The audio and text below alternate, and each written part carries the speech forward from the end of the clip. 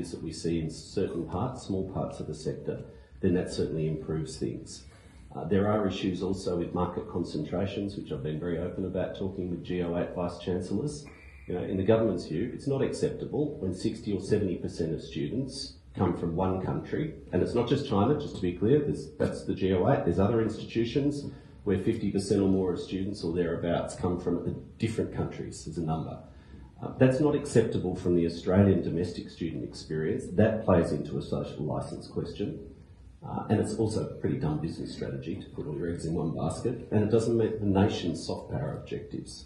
So there are issues that you've got to confront, but this is a two-way street. Some of the issues with social licence are frankly produced as externalities by the sector. And do you think the sector is itself looking in the mirror and acknowledging that there were integrity issues? Yeah, I do, actually. We've had a really positive response to most of the measures we've taken, including suspending new market entrants into the vet and ELICOS sector. We used that power. I used that power a couple of months ago in the Act.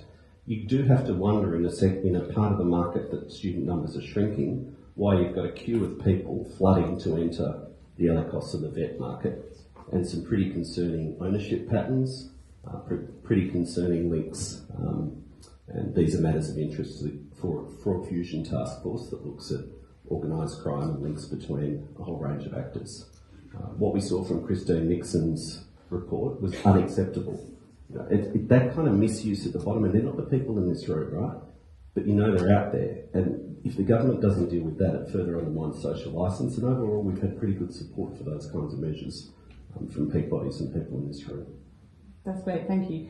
I'm going to come to visa fees. We did touch on that in the session before, but the visa fee has come under scrutiny for being extremely high, I think highest in the world.